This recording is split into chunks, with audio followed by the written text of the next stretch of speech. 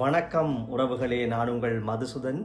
என்ன விடயம் என்றால், மூன்றாம் உலகப் போர் ஆரம்பமாகுமா என்ற பய பீதியில் பல்வேறு நாட்டினர் இப்போது வாழ்ந்து கொண்டிருக்கின்றார்கள். ஏனென்றால் அவ்வளவு காரசாரமான சம்பவம் ஒன்று நிகழ்ந்தேறியிருப்பது அனைவரும் செய்தி வாயிலாக அறிந்திருப்பீர்கள். ஆம், ரஷ்யாவினுடைய 5 இலக்குகளை நோக்கி, அதாவது மிக பெறுமதியான இராணுவ தளவாடங்களுடன் கூடிய இராணுவ விமானங்கள் நிறுத்தி வைக்கப்பட்டிருந்த பிராந்தியங்களை உக்ரைன் ஆனது தூர ஏவுகணைகள் கொண்ட அந்த ஏவுகணைகள், அதாவது ட்ரோன்ஸ் மூலம் தாக்கி அழித்திருக்கிறது, நிர்மூலம் ஆக்கியிருக்கிறது என்பதுதான் செய்தி.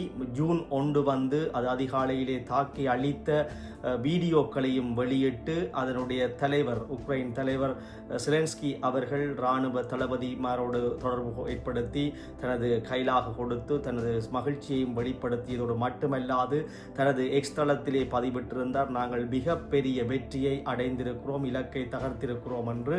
அதிலே அவர்களுடைய கருத்தின்படி சுமார் 7 பில்லியன் அமெரிக்க டாலருக்கும் மதிப்பான பல விமானங்கள், அதாவது 40க்கும் மேற்பட்ட விமானங்கள் பஸ்பமாக்கப்பட்டிருப்பதாகத்தான் அவர்களுடைய தரப்பிலே கருத்துக்கள் தெரிவித்த போதிலும் ரஷ்யா இந்த தாக்குதலை உறுதிப்படுத்தி இருக்கிறது. ஆனால் சேத விவரங்கள், இழப்புகளினுடைய தொகைகள் பற்றி உத்தியோகபூர்வமாக தெரிவிக்கவில்லை.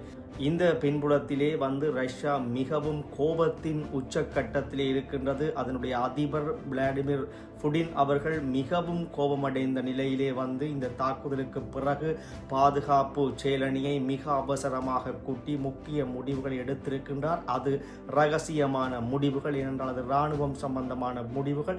அதன் பின்னணியில் இன்றைக்கு உக்ரைனுடைய தலைநகரம் பஸ்பமாக்கப்பட்டு கொண்டிருக்கிறது. தொடர் தாக்குதலால், ரஷ்ய விமானங்களின் தாக்குதலால் நிர்மூலமாக்கப்பட்டு கொண்டிருப்பதாக செய்திகள் வெளியாகிக் கொண்டிருக்கின்றன. இந்த பின்னணியில் அண்மையிலே செலன்ஸ்கி அவர்களை ஜெர்மன் தலைவர் அவர்கள் சந்தித்து உரையாடி அந்த நட்பு பாராட்டியதோடு மட்டுமல்லாது இந்த ட்ரோன் தாக்குதல்களுக்கு ஜெர்மன் தொழில்நுட்பத்தில் அமைந்த அவர்களுடைய தயாரிப்புகளுடைய ஏவுகணைகள் தான் பயன்படுத்தப்பட்டிருக்கலாம், அவர்கள் இந்த போருக்கு தளபாடங்களை கொடுப்பதால் தான் ரஷ்யா மீது தாக்குதல்களை தொடுத்திருக்கிறார்கள் என்று இன்று அவர்களுடைய ரஷ்யா தரப்பினுடைய வாதமாக இருக்கின்றது.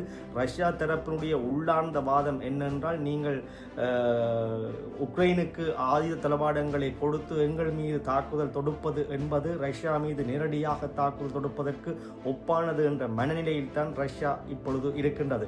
அதாவது பின்லாந்தை நோக்கி, ரஷ்யாவின் ஒரு எல்லையான பின்லாந்துவை நோக்கி அவர்களுடைய படைகளை நகர்த்த தொடங்கி இருக்கிறார்கள். ரஷ்யாவினுடைய பல்வேறு நகரங்களில் அணு ஆயுதம் தாங்கி அல்லது மிகவும் தூர இலக்குகளை தாக்கக்கூடிய ஏவுகணை தாங்கி ரக்குகள் நிறுத்தி வைக்கப்பட்டிருக்கிறது. இப்பொழுது படைகள் பல்வேறு இடங்கள், எல்லைகளை நோக்கி நகரத் தொடங்கி இருக்கின்றது. நேட்டோ படையினர், அதாவது நேட்டோ வலையமைப்பு தற்பொழுது உயர் பாதுகாப்பு கூட்டங்களை கூட்டியதோடு மட்டுமல்லாமல் ஒரு நேட்டோ நாட்டின் மீது கை வைத்தால் அடுத்த நேட்டோ நாடுகளும் ரஷ்யாவை தாக்குவதற்குரிய தந்திரோபாய முயற்சிகளிலே மூழ்கியிருக்கின்றார்கள்.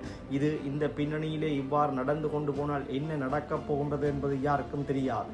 உக்ரைன் தான் தோன்றித்தனமாக இந்த தாக்குதலை நடத்தி இருந்தாலும், ஆனால் இதற்குரிய தொழில்நுட்ப வசதிகள், இதற்குரிய ஏவுகணைகள், இதற்குரிய செய்திகள், இதற்குரிய தொழில்நுட்ப தொடர்பாடுகளை யார் வழங்கியிருப்பார்கள் என்பதுதான் இப்பொழுது கேள்வி. இவர்கள் ரஷ்யாவை வம்புக்கு இழுத்து மீண்டும் ஒரு உலகப் போரை மூட்டுவதற்குரிய வேலைகளை பார்த்து கொண்டிருக்கிறார்களா என்பதுதான் சந்தேகமாக இருக்கின்றது. பார்ப்போம். இப்படி ஒற்றுமை இல்லாமல் இந்த எல்லை நாடுகளோடும் இந்த முருகல் நிலைமை ஏற்பட்டு கொண்டு போனால் 3ஆம் உலகப் போர் தவிர்க்க முடியாதாகிவிடும். இதனால் உலக நாடுகள் பல வரைபடத்தில் இருந்து அழிக்கப்படலாம். ஏனென்றால் 3ஆம் உலகப் போர் என்பது அணு ஆயுதம் கொண்ட போராகத்தான் இருக்கும்.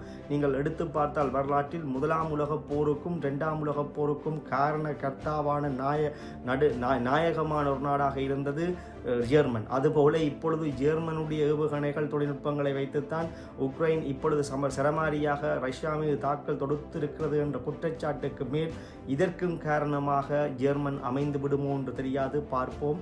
3ஆம் உலகப் போர் மூண்டால் என்னென்ன நடக்கும், இப்பொழுது ரஷ்யாவினுடைய நகர்வுகள் என்ன, அடுத்து என்ன நடக்கும் என்பதை அடுத்த பதிவுகளினூடாக பார்ப்போம். நன்றி, வணக்கம். இணைந்தமைக்கு